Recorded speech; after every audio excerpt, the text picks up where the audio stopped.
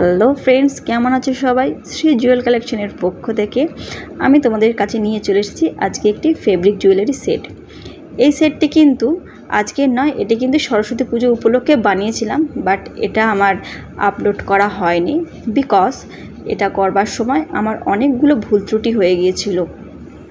তো সেই কারণেই সেটটি আমার আর শেয়ার করা হয়ে ওঠেনি। বাট আজকে আমি ভাবলাম যে এই সেটটি তোমাদের সঙ্গে শেয়ার করি, আর আমার যে ভুল ত্রুটিগুলো সেগুলো তোমাদের সঙ্গে শেয়ার করব। বিকজ হচ্ছে ভুল করতে করতে কিন্তু আমাদের কাজের অভিজ্ঞতাটা বাড়ে। তো আমি আমার ভালো কাজগুলো যেমন তোমাদের সঙ্গে শেয়ার করি, তো আমি আমার ভুল ত্রুটিগুলো তোমাদের সঙ্গে শেয়ার করলাম, যাতে তোমাদের যেন কোনো রকমভাবে এরকম ভুল ত্রুটির সম্মুখীন হতে না হয়।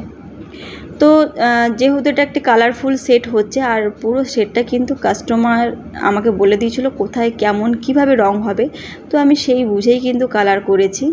আর আমি কিন্তু ব্রাউন কালারটা যেহেতু পাতলা গুলে ফেলেছিলাম, তো সেই কারণেই কিন্তু হোয়াইট কাপড়ের ওপর কালারটা স্প্রেড হয়ে গিয়েছিল। তো তোমরা সেটা খেয়াল রাখবে যখনই কোনো কালার গুলবে, একটু মোটা গুলবে।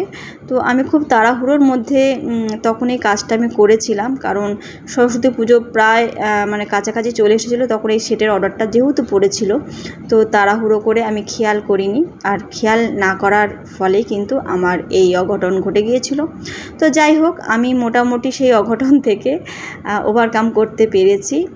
আর এর ফলে একটা শিক্ষা আমার হয়েছে, সেটা হলো যে কখনো কোনো রকমভাবে যদি এরকম অঘটন ঘটে যায়, মানে তোমাদের যদি ভুল ত্রুটি হয়ে যায়, তো সেটাকে নিয়ে চিন্তা না করে কিভাবে সেটা থেকে বেরিয়ে আসবে সেটা সব সময় মাথায় রাখতে হবে।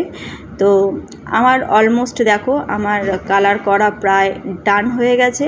আর তোমাদেরও যদি আমার মতো এরকম কোনো রকম ভুল ত্রুটি অভিজ্ঞতা থাকে, তো অতি অবশ্যই সেটা আমার সঙ্গে শেয়ার করো। কারণ আমার মনে হয় যে তুমি যতবার ভুল করবে ততবার কিন্তু সেখান থেকে তোমার আরও একটা নতুন অভিজ্ঞতা তোমার হবে, যে কিভাবে তুমি সেটাকে ওভারকাম করবে। সেই তোমার বুদ্ধি আরও বেড়ে যাবে। তো যাই হোক, তো এই তো গেল হাড়ের গল্প। এরপরে আসি কানের দুলে। কানের দুলে প্রথমে কাস্টমার বলেছিল যে সাদা কাপড়ের ওপর তুমি রেড কালার ফেব্রিক দিয়ে বিনা আঁকবে, কিন্তু লাস্ট মোমেন্টে কাস্টমার বলে না, তুমি রেড কালারের ওপর সাদা কালারের ফেব্রিক দিয়ে বিনা আঁকবে আর লিখবে বিদ্যাং দেহি। তো আমার তো অলরেডি সাদা কাপড় মোড়া হয়ে গেছে, আর সরস্বতী পুজোর আর মাত্র 1 কি 2 দিন বাকি ছিল।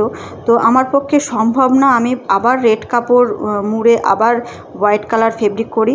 তো আমি কি করলাম, আমি প্রথমে হোয়াইট কালারের ফেব্রিক দিয়ে বিনাটা এঁকে নিয়েছি, তার ওপরে কিন্তু আবার আমি রেড কালারটা করে দিয়েছিলাম। রেড কালারটা শুকিয়ে যাওয়ার পরে আমি হোয়াইট কালার ফেব্রিক দিয়ে বিদ্যাং দেহি লিখে আর একবার কিন্তু আমি বিনাটা ড্র করে নিয়েছিলাম। তাতে কিন্তু ও খুব সুন্দর দেখতে লাগছিল। তো যাই হোক, আমার কানের দুল আর হাড়ের কালার রেডি হয়ে যাওয়ার পরে আমি এখানে হোয়াইট কালারের পম লেস দিয়ে একটু ডেকোরেশন করে নিয়েছি।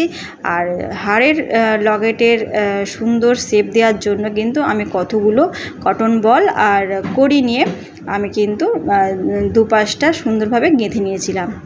তো বন্ধুরা, আজকে আমার এই ভিডিওটি তোমাদের কেমন লাগছে, আমি আমার অভিজ্ঞতা তোমাদের সাথে শেয়ার করলাম। তো আমার ভিডিওটা যদি তোমাদের ভালো লেগে থাকে তো অতি অবশ্যই লাইক করে দিও, আর যারা নতুন দেখছো আমার চ্যানেলটিকে প্লিজ সাবস্ক্রাইব করে দিও, আর পাশে থাকা বেল আইকনটি প্রেস করে দিও, তাহলে আমার বানানো ভিডিওর নোটিফিকেশান তোমাদের ফোনে পৌঁছে যাবে। তাহলে পরে আজকের মতো ভিডিওটা এখানেই শেষ করছি। সবাই খুব ভালো থেকো, সুস্থ থেকো। আজকের মতো টাটা।